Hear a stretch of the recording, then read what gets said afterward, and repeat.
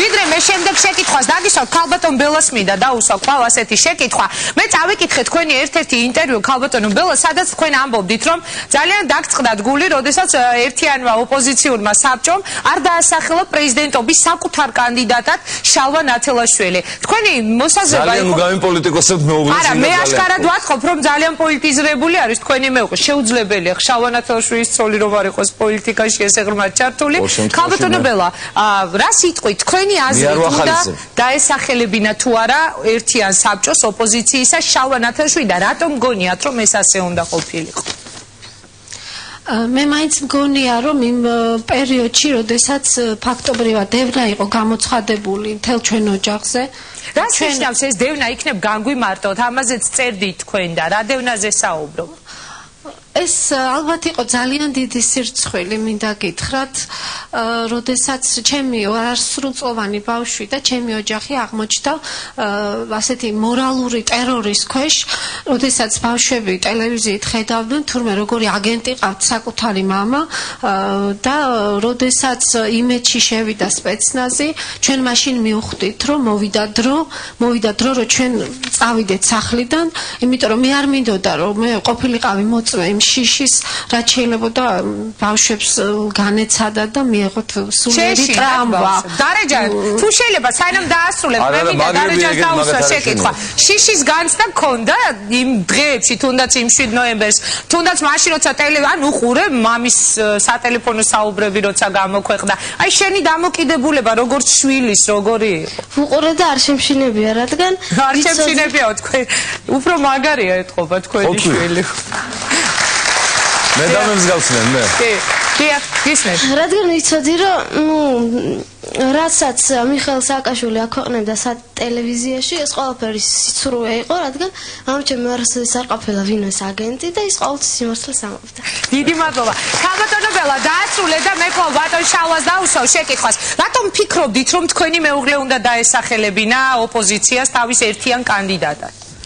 ხა ჩემი ფიქრები ზოგადად არ არის მნიშვნელოვანი. აქ მნიშვნელოვანი იყო უბრალოდ ის ფაქტი, რომ კაცი იყო დევნილი და ის არ იმყოფებოდა თბილისში, ის არ იმყოფებოდა ოპოზიციური გაერთიანების იმ სხდომაზე, სადაც ზოგადად კენჭი უნდა ეყარათ, ასე ვთქვათ, კანდიდატურისთვის და უბრალოდ მე მოველოდი, რომ ოპოზიცია, რომელიც 9 პარტიისგან შედგებოდა, დაასახლებდა უბრალოდ რომელიმე პარტიის თავმჯდომარეს ან ზოგადად პარტიის წევრს. და მეგონა ძალიან გამიკვირდა უბრალოდ აპოლიტიკური პიროვნება რო იქნა დასახელებული. ხო, ფიქრობთ რომ აპოლიტიკური, ამიტომ მე არ ველოდი ამას. დიდი მადლობა. ჩემი სურვილი იყო, რა თქმა უნდა, რომ რატომ გინდათ რომ გახდეთ პირველი ლედი?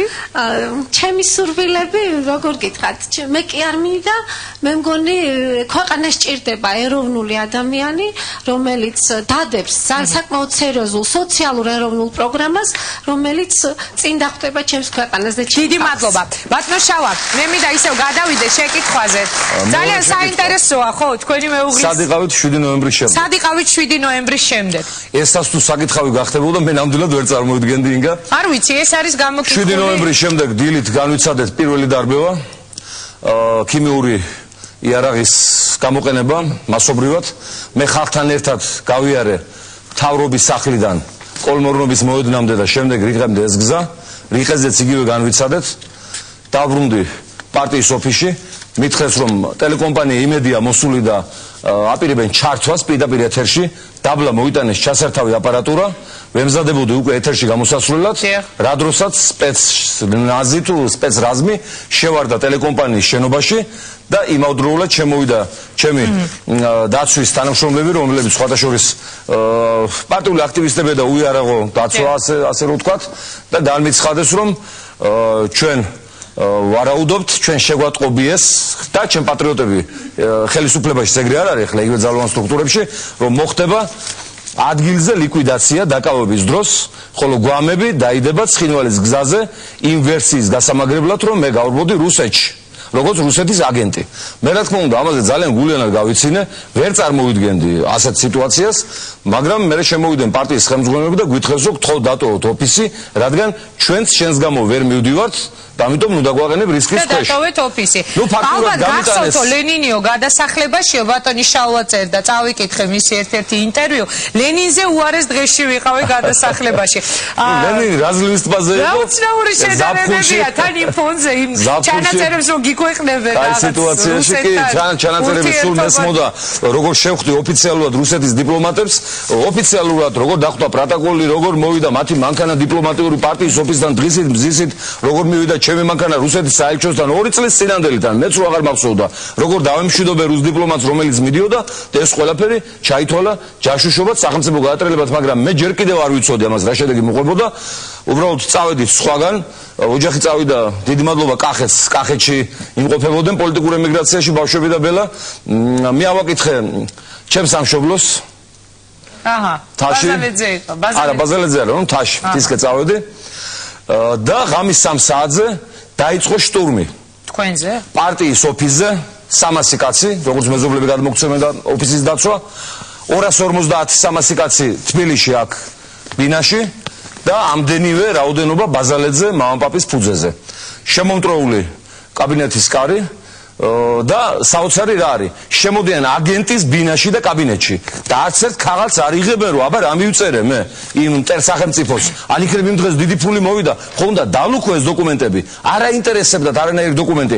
ადგილზე ლიკვიდაცია იყო განსაზღვრული. მეორე დღეს ტელევიზიით უკვე ვიგებ იმას რომ მე წავმიყენეს 20 წლიანი მუხლები, რომ წარმედგინა ბრალდება და მესამე დღეს იყო რომ სწორედ მივწერე ხელნაწერი. ეხლა იქ სად დავბეჭდავდი ბატონ ტეფტს ამერიკის შეერთებული შტატების ელჩს სიტუაციის შესახებ უთხარი რომ არცად არ გავქცეულ ვარ, ცოცხალი ვარ და მიდის ტერორიზმი და დევნა და მოვითხოვ ამერიკის შეერთებული შტატებისგან პოლიტიკურ თავშესაფარს ან პოლიტიკურ დაცვას.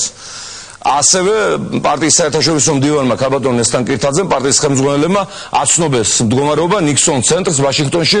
ანუ ვაშინგტონი დაგეხმარათ პრობლემის მოგვარებაში. ბატონ საიმს, რის შემდეგაც სააკაშვილმა მიიღო ის დოზა, რაც უნდა მიიღო დასავლეთიდან და მე იყო რომ აკნავდა სატელევიზიო გამოსვლაში და ბრძანა რომ სარდაფიდან. არა, ასეთ ადამიანს ეხლა აქ ცოლშვილია და აქტივია და ამიტომ თავს ვიკავებ რადიკალიზმისაგან. და ბევრი მაყურებელი უამრავი. და დიდი ბევრი მაყურებელი რა თქმა უნდა, მაგრამ ეს კაცი აქამდე უნდა ციხეში იჯდეს ეხლა, მაგრამ ეგ დროც არ არის პრობლემა და აი ამის შემდეგ მოხდა და შევძელი რომ გამოსულიყავი და მეყარა კენჭი.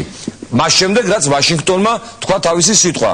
რატომ გამოხოდით საერთო სახალხო მოძრაობიდან? რატომ გამოხოდით საერთო სახალხო მოძრაობიდან შეგეშინ და დამარცხების, როგორც ამას ლევან გაჩეჩილაძე ამბობს, თუ ეს იმ გარიგების ნაწილია, რომელზეც საუბრობენ. სწორედ ამაშია საქმე, მე მინდა პატივისცემა. რომ სააკაშვილმა უთხრაო თითქოს ნათელაშვილს კულუარებში ასეთი რამ არის ნათქვამი, რომ ეხლა შენი კენჭი იყარე და რომ გამოვიდა და ჩამჩურჩულა ყოლში. აუცილებლად. მე მინდა პატივისცემა დავადასტურო რომ მთელი ოპოზიციური ძალების პრეზიდენტობის კანდიდატების მიმართ გარდა მიხეილ სააკაშვილისა ისინი ჩემზე ღირსეულებია, ამაზე არ ვდაობ, მაგრამ მინდა განვაცხადო იმ განცვიფრების თაობაზე, რაც დამეუფლა საპრეზიდენტო საკითხის გადაწყვეტასთან დაკავშირებით ოპოზიციურ ეროვნულ საბჭოში.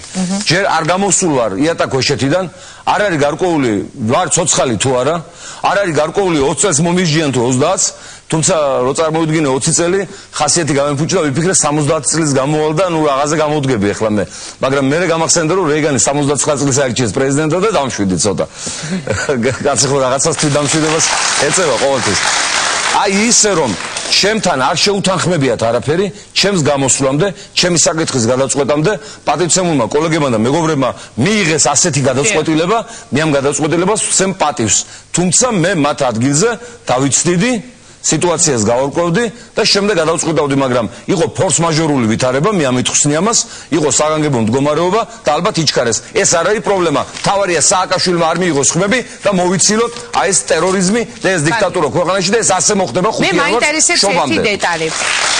ტაშის შემდეგ სვავ ამ შეკითხვას ანაბრების დაბრუნება და კიდევ ერთი როდესაც თქვენ საუბრობთ დენის და გაზის გადასახადის კი ბატონო ამაზეც მივყვებით მაგრამ დენის და გაზის გადასახადის განახევრებაზე დღეს გავრცელდა ასეთი ინფორმაცია რომ ოპოზიციის საპრეზიდენტო კანდიდატმა ასევე ერთ-ერთმა ბატონმა ბადრი პატარკაიშვილმა თითქოს მიიღო ესეთი გადაწყვეტილება რომ დაახლოებით თქვენი მსგავსი შინაარსის განცხადებით აპირებს გამოსვლას რომ 2 წლის განმავლობაში ასევე იგი გამოყოფს მილიარდზე იყო საუბარი თუ მილიარდებზე რომ დაფაროს ყველა ეს გადასახადი ანუ რას ნიშნავს ამ შემთხვევაში ეს ყველაფერი შალვა ნათელაშვილისთვის ხომ არ კარგავს თქვენი სიტყვა ფასს ამ შემთხვევაში თუ კი პატარკაციშვილიც იგივე განცხადებით თუ ამ წინადადებას გამოუჩნდა მხარდამჭერები და განსაკუთრებით ისეთი მსხვილი ბიზნესმენისგან როგორიც ბატონი ბადრი გახლავთ ეს ნიშნავს რომ პროგრამამ დაიწყო მუშაობა ჩემი მიზანია